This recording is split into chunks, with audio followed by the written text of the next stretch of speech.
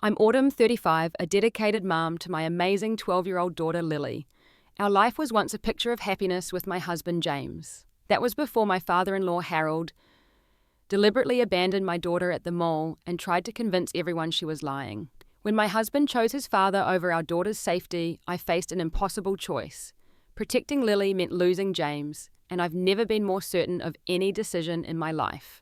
Before I tell you how my once-loving family fell apart, let me know where you're watching from. Hit like and subscribe if you've ever had to choose between someone you love and doing what's right.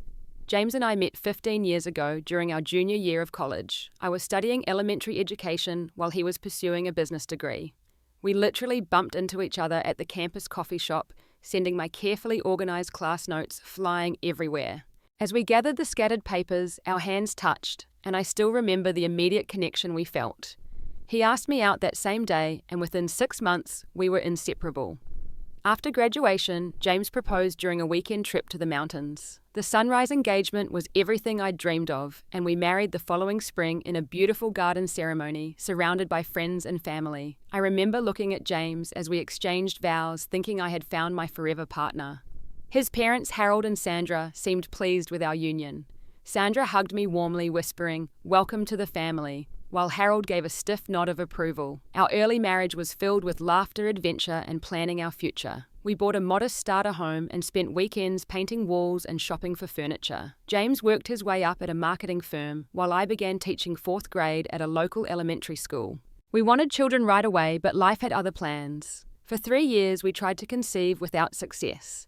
Each negative test felt like a personal failure. The fertility treatments were physically and emotionally draining, putting strain on our marriage. James remained supportive, though I could tell he was disappointed. His father Harold was less tactful, frequently asking when we would provide grandchildren, making comments about the Williams family line continuing. Those remarks cut deeper than he knew. When we finally learned I was pregnant with Lily, our joy was overwhelming. James cried when we heard her heartbeat for the first time. Throughout my pregnancy, he attended every appointment, built the nursery furniture himself, and read parenting books late into the night. Harold and Sandra seemed excited too, though Harold often made comments about hoping for a grandson. When Lily arrived perfect and healthy, with 10 tiny fingers and toes, James was smitten. He held her with such tenderness that I fell in love with him all over again.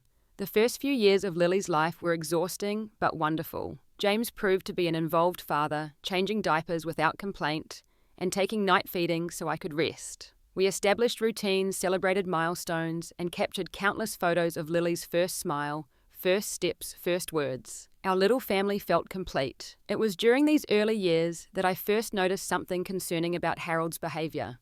When Lily was around 2, we attended a family gathering at Harold and Sandra's house.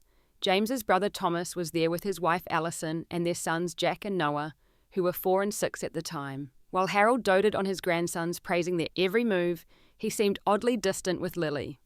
When she toddled over to show him her favorite stuffed bunny, he barely acknowledged her before turning back to the boys.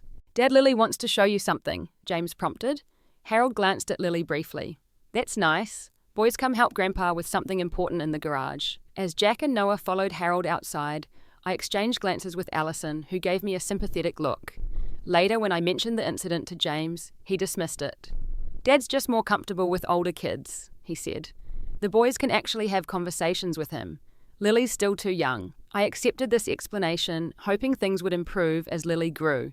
Unfortunately, as she developed her own personality, the situation only worsened.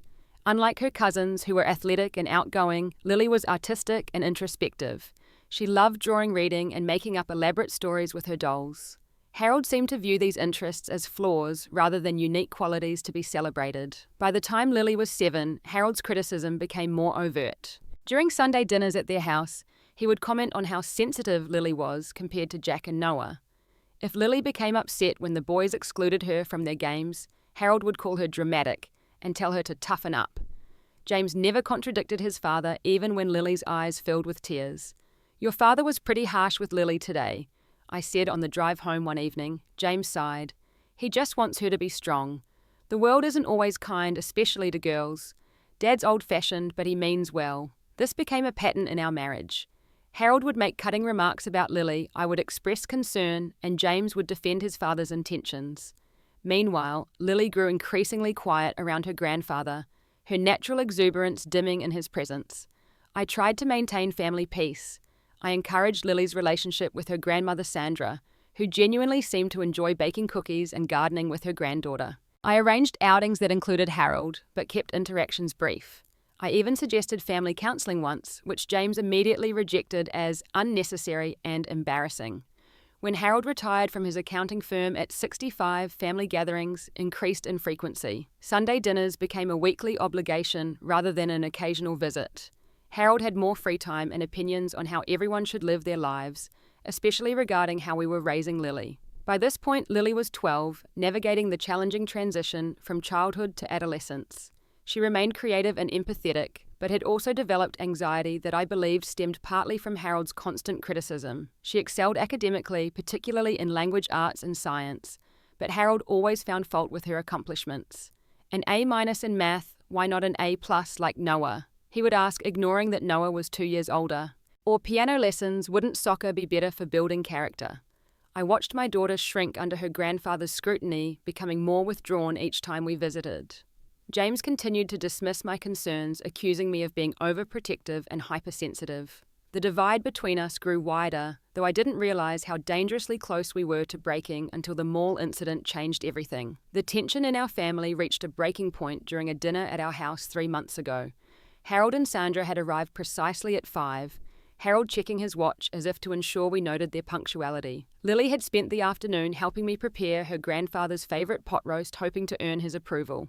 "Grandpa, I got all A's on my report card this quarter," Lily announced as we sat down to eat, her voice tinged with hope. Harold took a bite of roast before responding. "All is even in math." "Yes, even in math," Lily replied, her smile faltering slightly. "Well, that's what's expected, isn't it? Noah is taking advanced placement courses already. Have you considered more challenging classes?" I watched Lily's shoulders slump. "My teacher says I could try advanced science next year." "Science?" Harold scoffed. "Not much practical use there, unless you're planning on becoming a doctor, which requires math excellence." "Harold," Sandra interjected gently, "Lily's doing wonderfully. We're proud of you, dear." Harold waved his hand dismissively. Pride is earned through exceptional achievement, not meeting basic expectations. James cleared his throat. "Dad, Lily works very hard. Her teachers say she's one of the best students in her grade." "I'm simply encouraging higher aspirations," Harold replied. "Someone needs to push her beyond mediocrity." I gripped my fork tighter, about to defend my daughter, when Harold's attention shifted to Lily's outfit: jeans, colourful sneakers, and a t-shirt with a unicorn design. "And what exactly are you wearing?" "Aren't you getting too old for such childish clothes?" Harold asked, eyeing Lily's shirt with disapproval. Lily looked down at her favourite shirt, her cheeks flushing. "I like unicorns," she said quietly. "You're 12, not 6, Harold continued. "No wonder the boys at school don't talk to you. You dress like a kindergartner." "Dad?" James warned, finally showing some backbone. Harold raised his hands in mock surrender. "I'm trying to help. Tell you what, why don't I take Lily shopping this weekend? Get her some proper clothes that kids her age actually wear. My treat." I immediately tensed. The thought of Harold alone with Lily for hours criticizing her choices and preferences made my stomach knot. But before I could refuse, James jumped in. "That's actually a great idea, Dad. Some grandfather-granddaughter bonding time. What do you think, Lily?" All eyes turned to Lily, who looked trapped. I guess that would be okay," she mumbled clearly, trying to please her father and grandfather, rather than expressing genuine interest. "There's a new art supply store at the Westfield Mall," I added, hoping to salvage something positive from the situation. "Lily's been wanting to check it out." Lily's eyes brightened slightly. "Could we go there too, Grandpa?" Harold frowned. "We'll see. The clothing stores are the priority." Later that night, after Harold and Sandra had left, I expressed my concerns to James as we washed dishes. "I don't think this shopping trip is a good idea," I said, handing him a plate to dry. "Your father constantly criticizes Lily. I don't want her alone with him for hours." James sighed heavily. "You're overreacting as usual. Dad's offering to spend time with her and buy her things. Most grandparents spoil their grandkids rotten, and you're complaining. It's not about the money, James. It's about how he makes her feel. Did you see her face when he criticized her clothes? Her grades."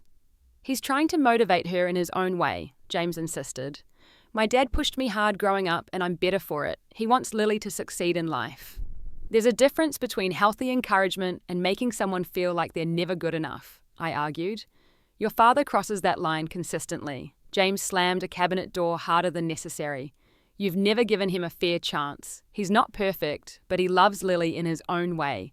This shopping trip could help them connect better. I knew I was fighting a losing battle. When it came to Harold, James had a massive blind spot. For family peace, I reluctantly agreed to the outing, resolving to prepare Lily as best I could. The morning of the shopping trip arrived with grey skies threatening rain. Lily stood in the kitchen wearing her favourite jeans and a plain blue sweater, no unicorns or anything Harold might deem childish. Her hair was neatly brushed, and she clutched her small backpack tightly. "Are you sure you want to go, sweetie?"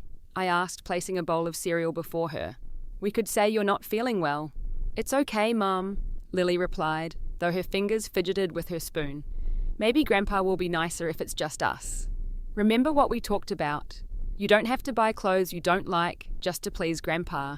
It's your style, your choice." James entered the kitchen, frowning at our conversation.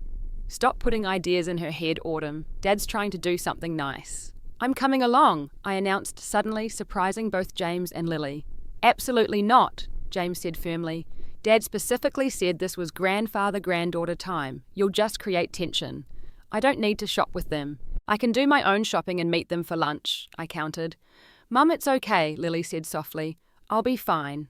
James checked his watch. "Dad will be here any minute. Let's not make this weird autumn." Reluctantly, I backed down, but took Lily aside before Harold arrived. I slipped my old phone into her backpack. We hadn't yet bought her one of her own. "Keep this with you," I whispered. "If anything happens or you feel uncomfortable, call me immediately." Lily nodded, tucking the phone into an inner pocket. "Thanks, Mum." The doorbell rang precisely at 10. Harold stood on the porch wearing his usual crisp button-down shirt and khakis already in hand. "Ready to go, Lily?" he asked without greeting me. "We've got a full day planned." "Have fun, you two," James said cheerfully, giving Lily a quick hug. "Get something nice." As they walked toward Harold's sedan, I called out, "Lily has my old phone with her. Call me if you need anything." Harold turned frowning. "No phones during family time. That's my rule." "It's just for emergencies," I insisted. "Nothing will happen," Harold replied dismissively. "I've raised 2 boys who turned out fine without phone leashes." Before I could protest further, they were in the car and pulling away. James gave me a look that clearly said, "See, you're overreacting." The hours crawled by painfully slow. I tried to occupy myself with grading papers and household chores, but my mind kept returning to Lily and Harold at the mall. By 2 o'clock, they had been gone 4 hours with no word. James assured me they were probably having lunch or still shopping. By 4 o'clock, my anxiety had peaked. "They've been gone 6 hours, James. That's too long for a shopping trip with a 12-year-old. "Stop hovering," James replied, not looking up from his laptop. "Dad probably took her to lunch somewhere nice. They'll be back soon." At 4:30, my phone rang with an unknown number. I lunged for it, heart pounding. "Hello, is this Mrs. Williams?" a male voice asked. "This is Officer Davis with Westfield Mall Security. We have your daughter Lily here with us." My blood ran cold. "Is she hurt? What happened?" "She's physically fine, ma'am, but quite upset. She was found alone in a restroom by a custodian. She says her grandfather left her at the mall. Could you come right away?" "I'll be there in 15 minutes, I replied, already grabbing my car keys. James looked up, finally concerned. "What's going on?"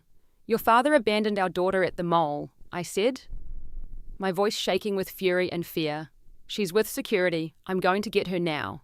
"That can't be right," James said, rising from his chair. "There must be some misunderstanding." "I'm going alone," I said firmly. "You stay here in case they come back, though I highly doubt your father will be returning with her." I drove to the mall, breaking every speed limit, my mind racing with terrible possibilities. What had happened? How long had Lily been alone? Why would Harold leave her at the security office? I found Lily huddled in a chair, her face tear-streaked and pale. When she saw me, she launched herself into my arms, sobbing uncontrollably. "Mom, he left me," she cried, her whole body trembling. "Grandpa just left me here." Officer Davis, a kind-faced older man, offered us privacy in a small office. Once the door closed, Lily's story poured out between sobs. Harold had taken her to several clothing stores, Ian's, rejecting everything she liked as too childish or inappropriate. When Lily finally found a simple sweater she thought might meet his approval, Harold had scoffed that it was boring and showed no personality, the exact opposite of his earlier criticisms. I got frustrated and asked if we could please go to the art store like you said, Lily explained, wiping her eyes. He got really angry, Mom. His face turned red and he said I was ungrateful and difficult just like you. My stomach clenched at his cruel words about both of us. We were at the food court, Lily continued. He stood up and said, "If you're going to be difficult, you can find your own way home." I thought he was joking, but he just walked away. I called after him and people were staring, but he didn't look back. I held Lily closer, fighting back my own tears of rage. "What happened then, sweetheart?" "I tried calling you, but the phone was dead. I forgot to charge it," she said, fresh tears falling. I waited at the food court for an hour thinking he'd come back. Then I tried to find the mall exit to call a taxi, but I got lost. Some older boys started following me, saying weird things, so I hid in the bathroom. The cleaning lady found me and called security. Officer Davis knocked gently before re-entering. "We've reviewed some security footage," he said. "We have clear video of an older gentleman leaving the food court while your daughter calls after him. Would you like to file a report?" "Yes," I replied without hesitation. "And I'd like a copy of that footage." After completing paperwork and thanking Officer Davis, I took Lily home, my mind cycling between concern for her and murderous thoughts about Harold. We arrived to find James pacing the living room, phone in hand. "Thank God you're back," he said, rushing forward. "Dad just called. There was a huge misunderstanding." "Misunderstanding?" I repeated incredulously. "Your father deliberately abandoned our 12-year-old daughter in a crowded mall. There's no misunderstanding about that." Lily shrank against me, and I placed a protective arm around her shoulders. "Dad said Lily wandered off while he was paying for her clothes," James insisted. "He looked everywhere for her. He's been driving around the mall parking lot for hours trying to find her." I stared at my husband in disbelief. "That's a lie, James.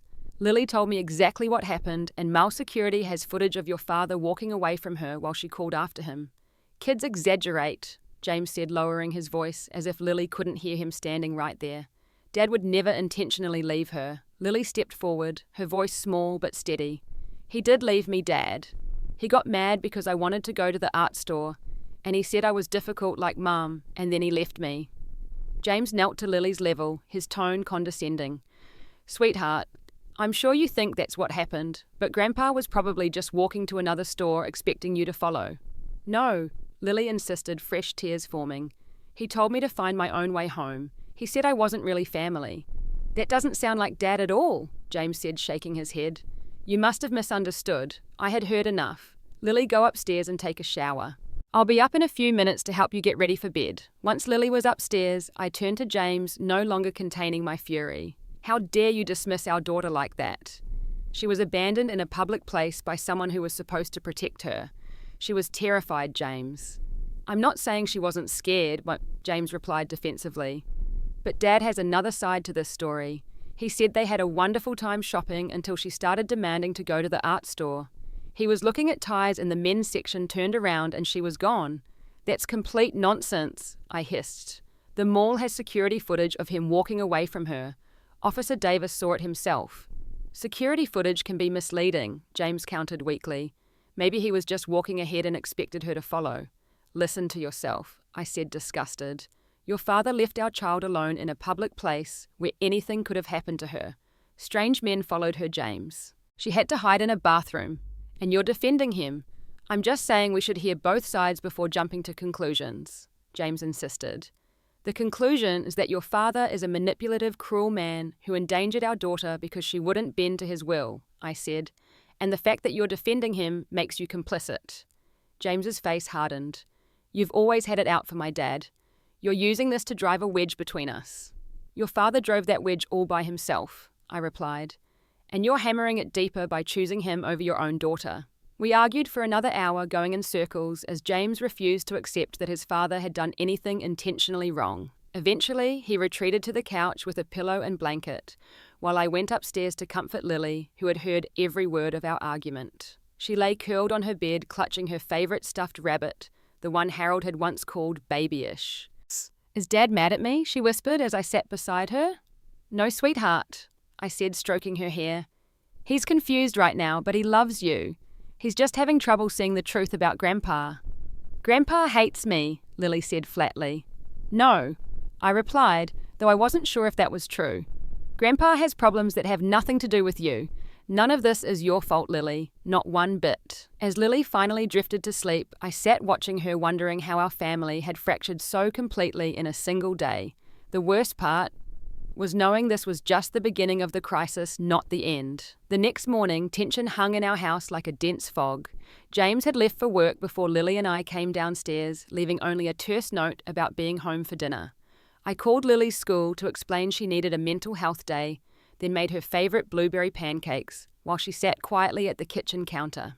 Do you want to talk about yesterday? I asked gently as I placed a plate before her. Lily poked at her pancakes with her fork. Dad thinks I'm lying. No, honey, I said, though the reassurance felt hollow. He's just confused because he can't imagine his father doing something so terrible. But Grandpa did do it, Lily insisted, her eyes filling with tears again. Why doesn't Dad believe me? I sat beside her, choosing my words carefully. Sometimes people don't want to believe bad things about people they love. Your dad has always looked up to Grandpa. It's hard for him to accept that Grandpa could do something wrong. But he believes Grandpa instead of me, Lily said, her voice breaking. Doesn't he love me too? Her question pierced my heart. Of course he loves you, Lily. More than anything. He's just confused right now. He needs time to understand what really happened. We spent the day quietly at home, watching movies and baking cookies, activities that normally brought Lily comfort. She seemed to relax somewhat, though she checked her phone frequently. I knew she was hoping for a message from James, an apology perhaps, or at least acknowledgement of her feelings. None came. Around 4 o'clock my phone rang. It was Sandra, my mother-in-law. My finger hovered over the decline button before I reluctantly answered. Autumn, dear. Sandra began, her voice unnaturally bright. Harold and I would like you all to come for dinner tonight, to clear the air about yesterday's unfortunate misunderstanding. Misunderstanding? I echoed, the familiar anger rising again. Sandra, your husband deliberately abandoned Lily at the mall. There's video evidence. A pause then. Harold explained everything. He was just trying to teach Lily some independence. Perhaps his methods were unorthodox, but his intentions were good. I gripped the phone tighter. Unorthodox methods. He told a 12-year-old child to find her own way home from a mall 15 miles from our house. How exactly were his intentions good? Well, you know how Harold can be a bit old-fashioned in his parenting, Sandra replied weakly. He raised James and Thomas to be strong and independent. By abandoning them in public places as children, I asked sharply. Another pause. James is insisting on this dinner, Autumn. Thomas and Allison will be there too. Please, for family harmony. I glanced toward the living room where Lily sat, drawing her shoulders still tense. I'll discuss it with Lily. If she's comfortable coming, we'll be there. If not, James can go alone. After hanging up, I approached Lily carefully. Grandma invited us to dinner tonight. Dad will be there and Uncle Thomas's family too. You absolutely don't have to go if you don't want to. Lily's pencil stilled over her sketch pad. Will Grandpa be there? Yes, I admitted. But I'll be right beside you the whole time. No one will make you talk to him if you don't want to. Lily considered this, then squared her shoulders in a way that made her look suddenly older. I'll go. I want Dad to know I'm telling the truth. Are you sure? I asked, concerned by the determination in her young face. Yes, she said firmly. Grandpa shouldn't get away with lying. I texted Sandra that we would attend, then helped Lily choose an outfit she felt confident in: dark jeans, a simple purple blouse, and her favourite sneakers. As we drove to Harold and Sandra's house, I reviewed our exit strategy. If at any point you feel uncomfortable, just say the word rainbow, and we'll leave immediately. No questions asked. Lily nodded, staring out the window. What if Dad still doesn't believe me after tonight? I had been asking myself the same question all day. Then we'll figure things out one step at a time. I believe you, Lily. I will always believe you. We arrived to find James's car already in the driveway alongside Thomas's SUV. Lily hesitated at the front door, and I squeezed her hand reassuringly before ringing the bell. Sandra answered, her smile strained as she hugged us both. Come in, everyone's in the dining room. The scene in the dining room felt surreally normal. Harold at the head of the table, James and Thomas on either side, Allison helping her son settle into their chairs. Only the uncomfortable silence that fell when we entered betrayed the tension. Lily! Harold said, his voice jovial as if nothing had happened. Come sit by Grandpa. Lily froze beside me, her hand tightening in mine. Before I could intervene, James stood. Lily can sit between me and her mother, he said, his tone leaving no room for argument. It was the first sign that perhaps James wasn't completely under his father's spell. We took our seats and Sandra served a roast that smelled delicious, but tasted like sawdust in my mouth. For several minutes, conversation remained superficial: Thomas's work promotion, Noah's soccer team making the finals, the unseasonably warm weather. Then Harold cleared his throat, setting down his fork with deliberate precision. Now about yesterday. I think it's time to clear up this silly misunderstanding. Every muscle in my body tensed. Beside me, Lily stopped eating, her eyes fixed on her plate. There's no misunderstanding, Dad, James said, surprising me with his direct approach. I've been talking to Mum all day. The mall has security footage of you walking away from Lily. Harold waved his hand dismissively. Camera angles can be deceiving. I was simply walking to the next store expecting Lily to follow. When I turned around and she wasn't there, I panicked. Searched the entire mall for hours. That's not true, Lily said quietly, her voice trembling but clear. You told me to find my own way home because I was being difficult. You said I wasn't really family. Harold's expression hardened momentarily before softening into a mask of grandfatherly concern. Lily, sweetheart, you must have misheard me. I would never say something so hurtful to my only granddaughter. I've always loved you. Stop lying, I said, unable to contain myself any longer. Officer Davis at Mall Security described the footage clearly. You walked away while Lily called after you. You abandoned her deliberately. Harold turned to James, ignoring me completely. Son, you know me. Would I ever endanger a child after raising you and Thomas to be the men you are today? An uncomfortable silence fell over the table. Then unexpectedly Sandra spoke up. Harold, she said softly, this isn't the first time. All eyes turned to her in shock. Harold's face reddened. Sandra, not now. Yes, now. Sandra continued, her hands trembling around her water glass. You did the same thing to Noah when he was 7. Left him at the park because he wouldn't stop crying after falling off the swings. Said he needed to toughen up. I glanced at Thomas and Allison, seeing confirmation in their tense expressions. That was different, Harold insisted. The park was 2 blocks from home. The boy needed to learn resilience. He was 7 years old, Allison said quietly. He found his way home by asking strangers for directions. Anything could have happened to him. James looked stunned, glancing between his father and brother. Thomas, is this true? Why didn't you ever tell me? Dad convinced us it was a valuable life lesson, Thomas replied, not meeting his brother's eyes. Said Noah would be stronger for it. We went along with it to keep the peace. Just like you're expecting us to do now, I said, the pieces falling into place. Harold has a pattern of using abandonment to punish children who don't meet his expectations. Harold slammed his hand on the table, making everyone jump. This is absurd. I've done nothing but try to instill proper values in these children. Lily needs discipline structure. She's being raised soft-coddled, just like Noah was until I stepped in. By abandonment, I asked incredulously. That's not discipline, Harold. It's abuse. Abuse, Harold scoffed. In my day, kids walked miles to school alone. They had responsibilities, consequences. Today's children are weak because of overprotective parents like you. Dad, James interjected, his voice strained. Lily could have been hurt yesterday. The mall is 15 miles from our house. She had a phone, didn't she? Harold countered, revealing he had known all along about the phone I'd given Lily. If she wasn't so irresponsible, she would have called someone. The battery was dead, Lily said, tears streaming down her face. And you knew I had it. You checked my backpack when we first got to the mall and saw it. A heavy silence fell as this new revelation sank in. Harold had not only abandoned Lily, but had done so knowing she had no way to call for help. I think Lily needs psychological help, Harold said, changing tactics. She's clearly making up stories for attention. It runs in Autumn's side of the family, this tendency toward hysteria. I'm not making it up, Lily cried, standing so abruptly her chair toppled backward. You left me there. You said I was an embarrassment. Lily, calm down, James said, reaching for her arm. She jerked away from him. You don't believe me either. You think I'm lying? I didn't say that, James protested, but his earlier dismissals hung between them. I want to go home, Lily said, turning to me with pleading eyes. Rainbow, Mom, rainbow. I stood immediately. We're leaving. James, you can find your own way home. Again. As I guided Lily toward the door, my phone buzzed with an incoming call. It was Officer Davis from Mall Security. Mrs. Williams, We've recovered clear footage of the incident with your daughter. If you'd like to press charges for child endangerment, we have everything you need. Thank you, I replied loud enough for everyone to hear. I'll stop by tomorrow to review the footage. Harold's face paled slightly, but he recovered quickly.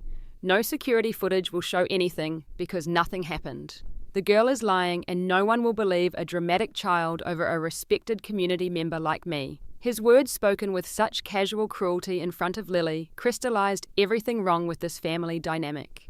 As we left, I heard James arguing with his father, but I didn't look back. My priority was getting Lily home and away from the toxic environment Harold had created. In the car, Lily broke down completely, sobbing with her face in her hands. Why does Grandpa hate me so much? What did I do wrong? I pulled over and gathered her into my arms. Nothing, baby. You did absolutely nothing wrong. Grandpa has serious problems that have nothing to do with you. He can't accept people who don't fit his narrow view of how they should behave. Dad doesn't believe me, she whispered against my shoulder. He loves Grandpa more than me. Your dad is confused right now, I said. Though my faith in James was quickly eroding, he spent his whole life seeking Grandpa's approval. It's hard for him to see the truth. By the time we arrived home, Lily was emotionally exhausted. I helped her get ready for bed and sat with her until she fell into a fitful sleep.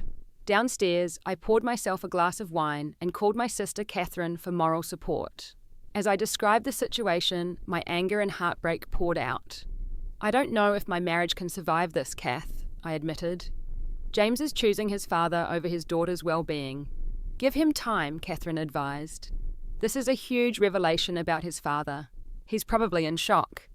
Time is a luxury Lily doesn't have, I replied.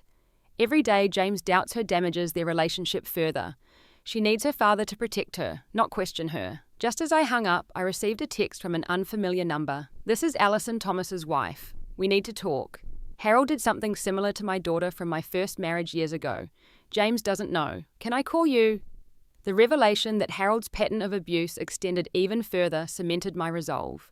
Whatever happened with James, I would protect Lily at all costs, even if it meant losing my husband. Some choices once forced upon you become startlingly clear. The morning after the disastrous family dinner, I awoke to find James had never come home. A text from him claimed he'd stayed at Thomas's house to sort things out, but I suspected he had remained with his parents, still seeking his father's approval despite everything. Lily had slept fitfully, crying out in nightmares twice during the night. I called her school again, arranging for her assignments to be sent home for the rest of the week. Her emotional well-being took priority over perfect attendance. At 9 o'clock, Officer Davis called to confirm I would be reviewing the security footage. I arranged to meet him at the mall at 11, then called my sister Catherine to watch Lily. Are you sure you don't want to bring her? Catherine asked when she arrived. It might help her to know there's proof of what happened. I shook my head. She's already traumatized enough. I'll show her later if necessary, but right now she needs stability, not more reminders. At the mall, Officer Davis led me to a small security office where a tech specialist queued up multiple camera angles from the food court and surrounding areas. We've compiled a comprehensive timeline, Officer Davis explained. The footage is quite clear. The first clip showed Harold and Lily sitting at a food court table, neither eating. Harold's face was visibly angry as Lily gesticulated, apparently pleading for something. Suddenly, Harold stood leaning down to say something directly into Lily's face before walking away. Can we get audio? I asked, though I knew the answer. Unfortunately not, Officer Davis replied.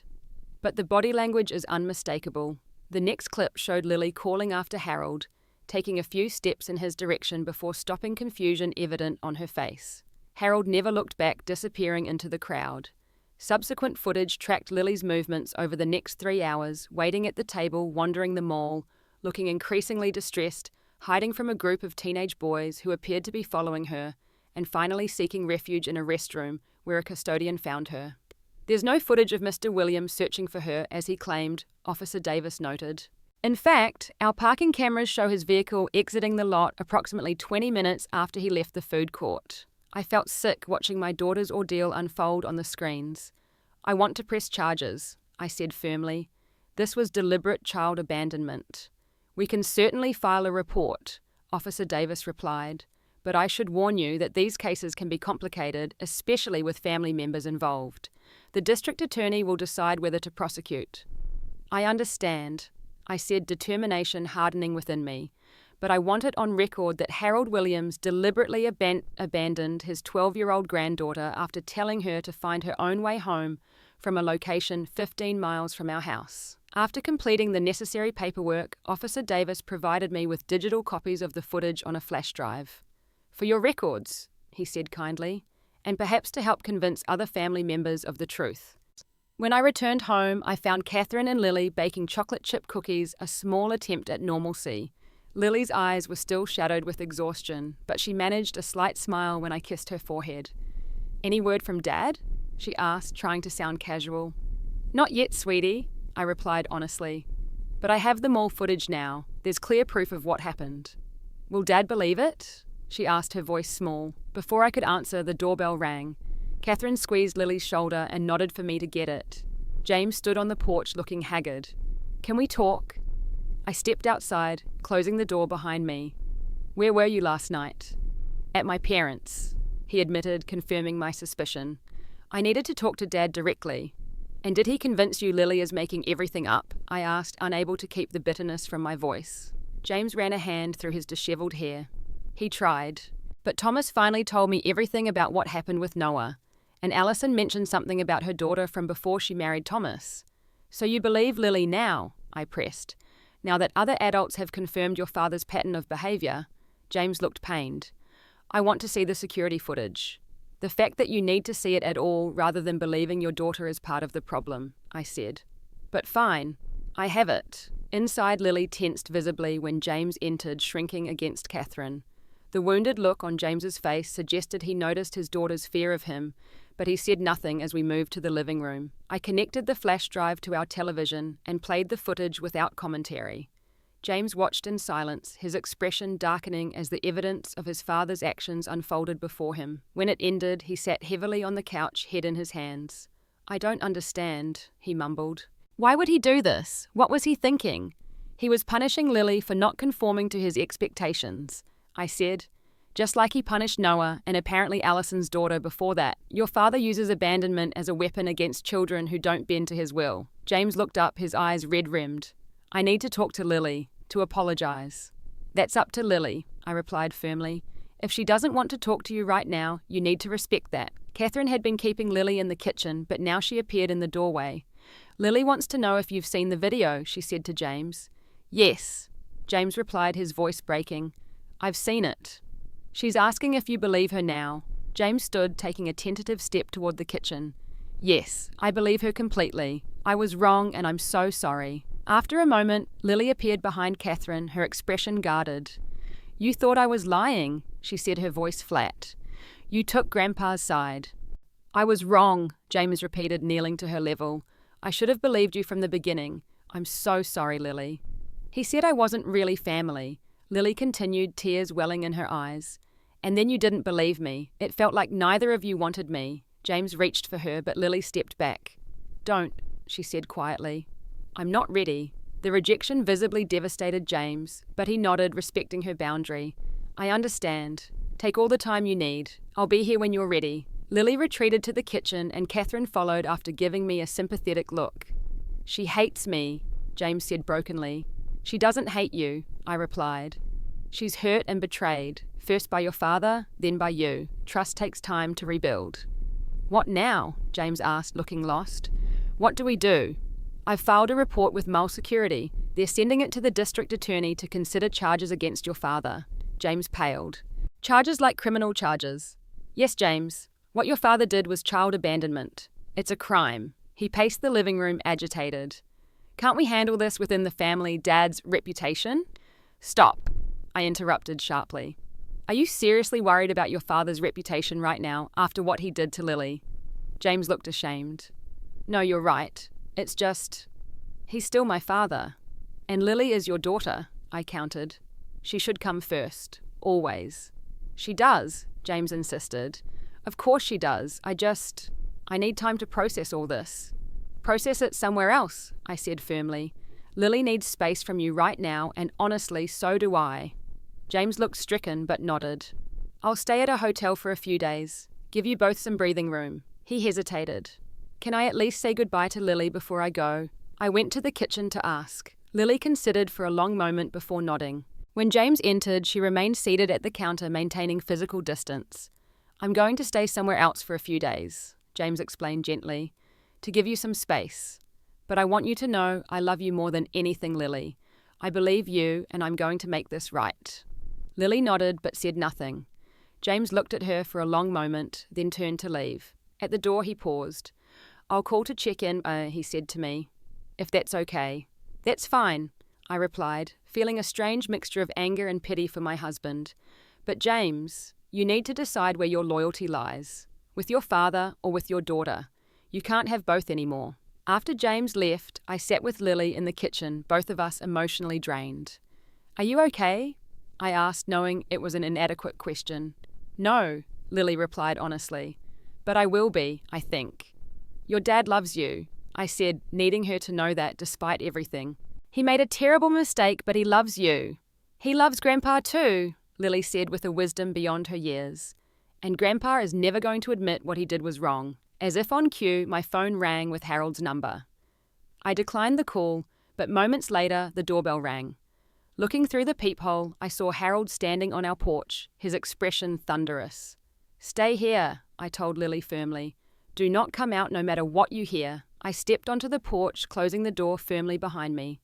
"You're not welcome here, Harold. Leave now before I call the police." "You've turned my son against me," Harold accused, his face flushed with anger. "Filed a police report for what? Teaching that oversensitive girl some independence." "You abandoned a 12-year-old child 15 miles from home," I said, keeping my voice low but intense. "You told her to find her own way home. You knew her phone was dead. You left the mall entirely." "She needs discipline," Harold insisted. "James turned out fine with my parenting methods."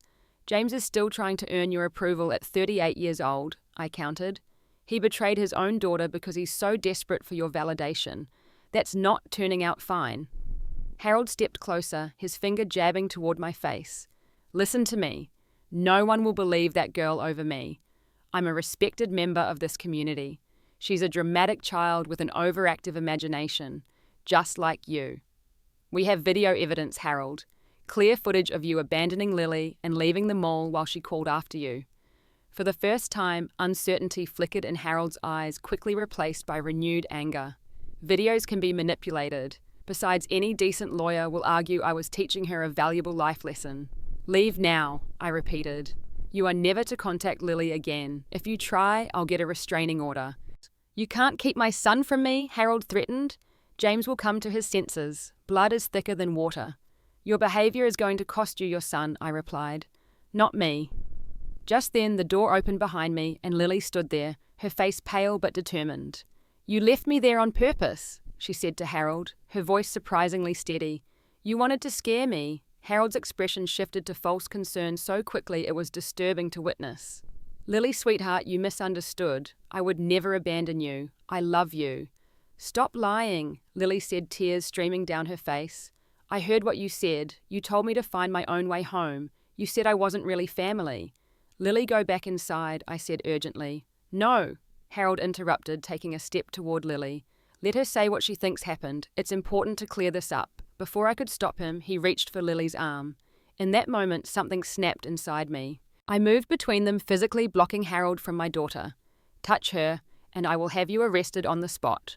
I warned, my voice deadly calm. "Leave now, Harold. This is your last warning." The door to the house next door opened, and our neighbour Dave, a police officer, who happened to be off duty, stepped onto his porch. "Everything okay over there, Autumn?" he called, clearly sensing the tension. "No, Dave," I replied, not taking my eyes off Harold. "Mr. Williams was just leaving. If he doesn't, I'd appreciate your assistance." Harold glanced at Dave, then back at us, calculation evident in his eyes. Finally, he stepped back. "This isn't over," he said quietly. "James will make the right choice in the end." As he walked to his car, I pulled Lily back inside and locked the door, my heart pounding. "Are you okay?" I asked, checking her over as if Harold might have harmed her somehow just by his presence. "He's still lying," Lily said, her voice trembling. "He's never going to admit what he did." "I know, sweetheart," I replied, holding her close. "But we know the truth, and now your dad does too." What I didn't say was that knowing the truth and acting on it were very different things. James faced an impossible choice between his father and his daughter, and while I hoped he would make the right decision, I was prepared for the possibility that he wouldn't. That night, as Lily finally slept, I sat alone in the kitchen, confronting the reality that my marriage might not survive this crisis. The thought brought grief, but also clarity. If protecting my daughter meant losing my husband, it was a price I was prepared to pay. In the days following Harold's confrontation at our house, life took on a surreal quality. James remained at a hotel, calling daily to check on Lily, but respecting her need for space. Harold made several attempts to contact both James and me, leaving voicemails that oscillated between threats and false conciliation. I blocked his number after the third call and advised James to do the same, though I doubted he would. 4 days after the mall incident, I received a call from Officer Davis at Mall Security. Mrs. Williams, the district attorney, has reviewed our report and the footage. They're considering charging your father-in-law with child endangerment, but they'd like to speak with Lily first. I understand that might be difficult for her. I hesitated, torn between pursuing justice and protecting Lily from further trauma. Can I discuss it with her and get back to you? Of course, Officer Davis replied kindly. Take your time. This should be Lily's decision as much as possible. That evening, I gently broached the subject with Lily over dinner. Sweetie, the district attorney, that's a lawyer who decides whether to charge people with crimes, wants to talk to you about what happened with Grandpa. How do you feel about that? Lily pushed her pasta around her plate, considering. Would I have to see Grandpa? No, absolutely not, I assured her. You would just tell the lawyer what happened the same way you told me. Would it help other kids? She asked, surprising me with her question. What do you mean? Lily looked up, her eyes serious beyond her years. If Grandpa gets in trouble, would it stop him from doing this to other kids, like my cousins or anyone else? My heart swelled with pride at her concern for others, despite her own trauma. Yes, I think it might. It would at least create an official record of what happened, which could protect others. Lily nodded decisively. Then I want to talk to them. I don't want anyone else to feel like I did. The next day, I arranged for Lily to speak with an assistant district attorney named Melissa Torres, who specialized in cases involving children. Ms. Torres suggested we meet at her office, rather than the more intimidating courthouse, and agreed that I could be present during the interview. Ms. Torres proved to be exceptionally skilled at putting Lily at ease, starting with casual conversation about school and interests, before gently guiding her to the mall incident. She recorded Lily's account, asking clarifying questions, without ever suggesting doubt or judgment. Lily, you're being very brave, Ms. Torres said when they had finished. What your grandfather did was wrong, and it wasn't your fault. Lily glanced at me, then back to Ms. Torres. Will he go to jail? I can't promise that, Ms. Torres replied honestly. First-time offenders in cases like this often receive probation and are required to take parenting classes or therapy. But it creates an official record, and if he ever does something similar again, consequences would be more severe. Lily seemed satisfied with this answer. As we were preparing to leave, Ms. Torres asked to speak with me privately for a moment. Once Lily was safely settled in the waiting area with a kind receptionist, Ms. Torres closed her office door. Mrs. Williams, I believe we have a strong case for child endangerment. The video evidence combined with Lily's testimony and the corroborating information from your brother-in-law's family about previous incidents is compelling. What happens next? I asked. We'll file charges and your father-in-law will be summoned for arraignment. I should warn you, this might create significant family conflict. Are you prepared for that? I thought of James torn between loyalty to his father and love for his daughter, of Harold, who would surely escalate his manipulative behavior when cornered, of Lily, already traumatized but determined to protect others. We're already in conflict, I replied, but I have to prioritize my daughter's well-being over family harmony. I understand, Ms. Torres said. One more thing, the mall security supervisor who handled your case has volunteered to testify if needed. He was particularly concerned about your father-in-law's behavior when reviewing the footage. As we left the district attorney's office, my phone rang with James's number. I answered, putting him on speaker so Lily could hear if she chose to engage. Autumn, we need to talk, James said, his voice tight. Dad just called. He said he received a summons. Is that true? Yes, I replied calmly. The district attorney is filing charges for child endangerment. Without discussing it with me first, James demanded, anger edging his voice. This isn't about you, James. It's about Lily and what your father did to her. She's my daughter too, he snapped. I should have been consulted before you involved the legal system. I glanced at Lily, whose face had fallen at her father's words. She turned away, staring out the car window. James, I said quietly. You're doing it again. You're putting your father's interests before Lily's. She can hear you right now, by the way. A long pause then. Lily, sweetheart. I'm sorry. I didn't mean... It's just a complicated situation. Lily remained silent, tears streaming down her cheeks. Can we meet? James asked. All three of us, I want to fix this. Not today, I replied, watching Lily shake her head firmly. Lily's been through enough today. I'll call you tonight after she's in bed. That evening, after ensuring Lily was asleep, I called James as promised. He answered immediately. How is she? He asked, genuine concern in his voice. Exhausted, confused, hurt that her father seems more worried about Grandpa facing consequences than about what happened to her. James sighed heavily. That's not fair, Autumn. I care deeply about what happened to Lily. I believe her completely now. I've watched the footage dozens of times, talked to Thomas and Allison about the previous incidents. I know Dad did this deliberately. Then why are you angry about the charges? I challenged. Because it's my father, James admitted, his voice breaking. Despite everything, he's still my dad. I keep hoping there's some explanation, some way to fix this, without destroying our entire family. James, he abandoned our 12-year-old daughter at a mall 15 miles from home after telling her to find her own way back. He knew her phone was dead. There is no explanation that makes that okay. I know, James said quietly. I know that logically, but emotionally, God, Autumn, this is tearing me apart. How do I turn my back on my own father? The same way he turned his back on your daughter. I replied more gently now, by making a choice about what matters most. Another heavy sigh. Mum called today. She's leaving Dad. The news surprised me. Sandra had enabled Harold's behavior for decades. Really, why now? Apparently Noah wasn't the only incident.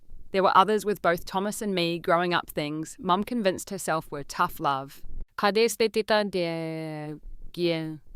The mall incident with Lily was the final straw. She said she can't keep pretending his behavior is normal or acceptable. How do you feel about that? I asked carefully. Confused, angry, relieved in a way, James admitted.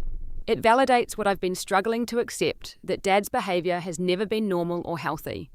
That maybe all those times growing up when I felt afraid or worthless weren't because I was weak, but because his expectations were impossible. For the first time, I felt genuine compassion for my husband. Harold's emotional abuse had shaped James's entire life, creating a man so desperate for approval that he would betray his own child rather than confront the truth about his father. James, I said softly, this is your chance to break the cycle, to be the father Lily needs, not the son your father demanded. I know, he whispered. I want that more than anything, but I'm afraid I've already lost her. You haven't lost her, I assured him. But rebuilding trust will take time and consistent action. Words aren't enough anymore. What can I do? He asked, sounding desperate for guidance. For starters, support the legal proceedings against your father without complaint. Show Lily her well-being matters more than family appearances or your father's comfort. And consider therapy both individually and eventually with Lily when she's ready. I'll do anything, James promised. Whatever it takes. I wanted to believe him. Part of me still loved the man I had married, the father who had once been so gentle with baby Lily.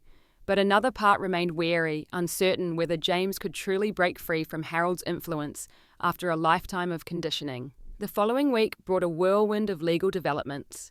Harold was formally charged with child endangerment and his arraignment was scheduled. He hired an expensive attorney who immediately began crafting a defense based on old-fashioned parenting techniques and teaching independence.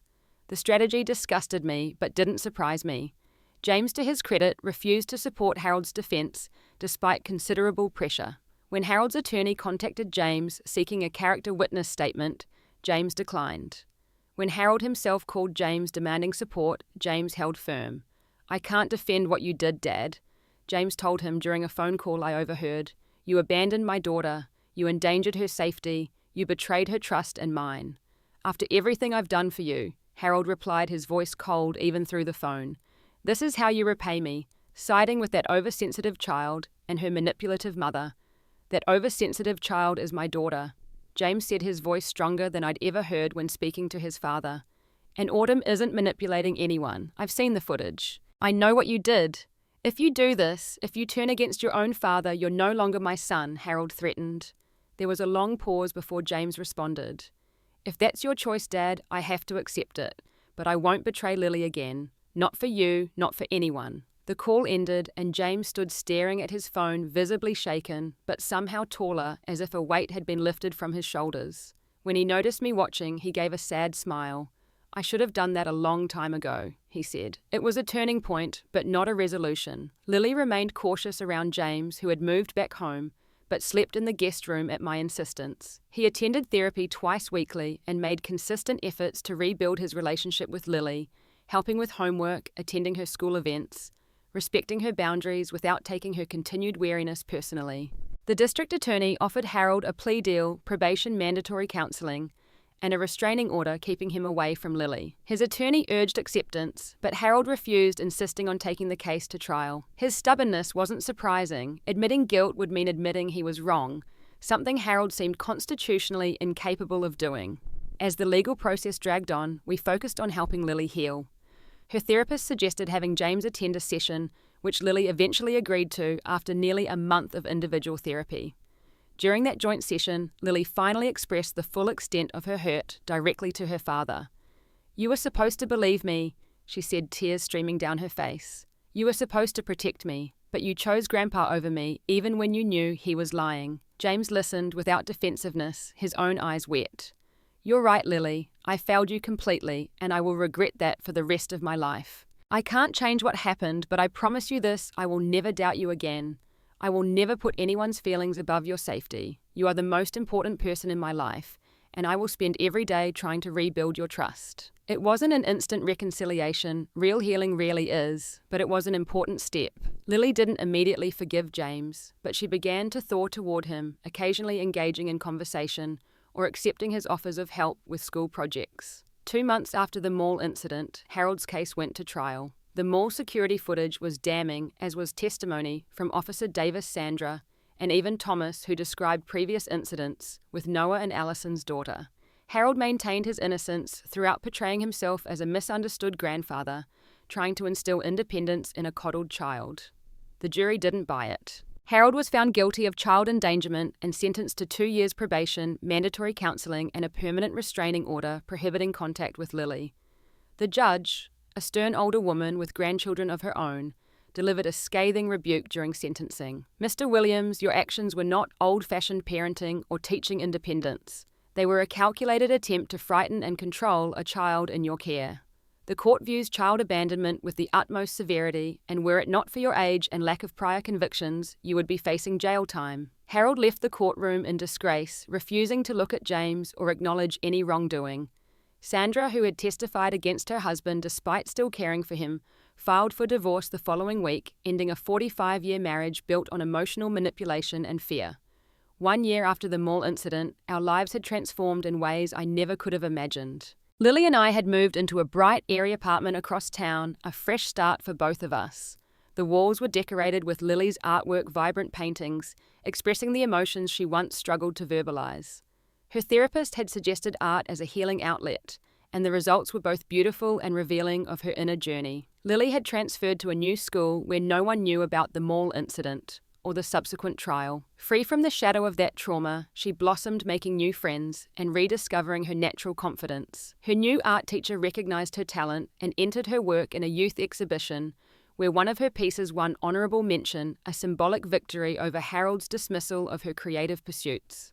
James and I were divorced, a difficult but necessary decision. Although he had made genuine efforts to change, supporting the legal case against his father and attending regular therapy sessions, the breach of trust had been too severe. More importantly, Lily never fully regained her comfort around him, always tense and guarded when he was present. After months of trying to rebuild our family, we accepted that some damage cannot be undone. The divorce was amicable, with James readily agreeing to my requests for primary custody. He saw Lily twice weekly for supervised visits that gradually became more relaxed as she began to trust him again. These visits were entirely on Lily's terms. She could cancel without explanation if she felt uncomfortable, and James never complained. His patience and consistency slowly rebuilt some of their relationship, though it would never be what it once was. James had made significant progress in his own therapy, recognizing the patterns of emotional abuse that had shaped his childhood and early adulthood. He cut all contact with Harold. Despite his father's eventual attempts at reconciliation, hollow gestures, without genuine acknowledgement of wrongdoing or change in behaviour. James expressed regret that it had taken such a traumatic incident to break Harold's hold over him, but he remained committed to his boundaries. "I should have protected Lily from the beginning," he told me during one custody exchange. "I'll never forgive myself for failing her that day."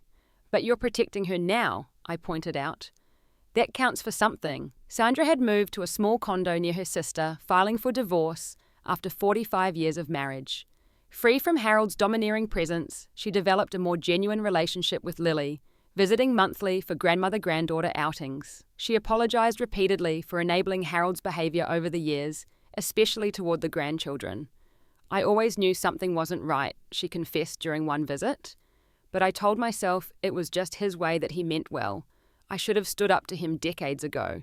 Harold himself remained unrepentant, telling anyone who would listen that he was the victim of an ungrateful family and an overly sensitive society. He lived alone, refused court-mandated counselling despite the consequences, and gradually lost contact with most of his extended family as the truth about his behaviour spread. His isolation was entirely self-inflicted, the natural result of decades of manipulation and cruelty.